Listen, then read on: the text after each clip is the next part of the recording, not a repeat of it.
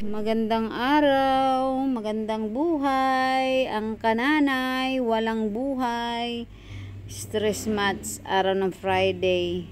Ewan ko ba? Ang aming Christmas tree hanggang ngayon nakatayo. Kayo ba mga kananay, ang Christmas tree kumusta na? Baka naman naibaul na kami nakatayo pa rin. Baka akala ng mga nakatira din sa bahay, Christmas pa rin. Walang planong magbaklas. Ako na may sobrang busy. Akin na ba naman lahat? Walang may magkusa. O di ayan, binitawan ko tindahan. Umuwi ako, sinusumpong nga. Lumalabas yung aking pagiging bipolar. Sus, Ginoo Lord. Ayan mga kananay, ganon din ba kayo mga kananay? Sino bang relate diyan pag ganito ang sistema ng buhay, di ba? Nakakainit ng ulo, lahat naman intindihin mo Wala namang kusang gumawa. Sayang, dami-dami. Pero wala rin. Isa, dalawa lang ang gumagawa. Wala rin mangyayari. Di ba mga kananay? Ang hinahanap ko ba'y pagmamalasakit, pero wala akong nararamdaman malasakit. Ayan. Inampas-ampas na ng kananay. Sa gigil ang kananay nyo. Maniwala kayo sa akin kanina. Ako'y habang gumagawa din, naiiyamot talaga.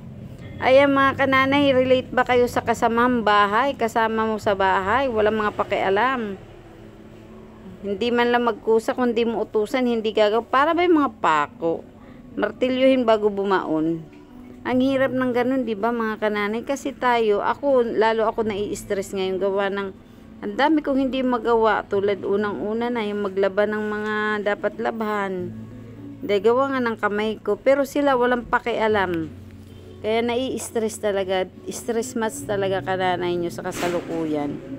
Gusto kong matapos ang lahat pero walang magawa. Kaya ako siguro nadadali ng ganitong inis. Kaya wala lang, ganun lang. Natapos ang maghapon ng kananay nyo.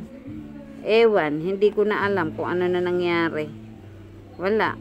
Kasi ako pa rin naman dito sa tindahan.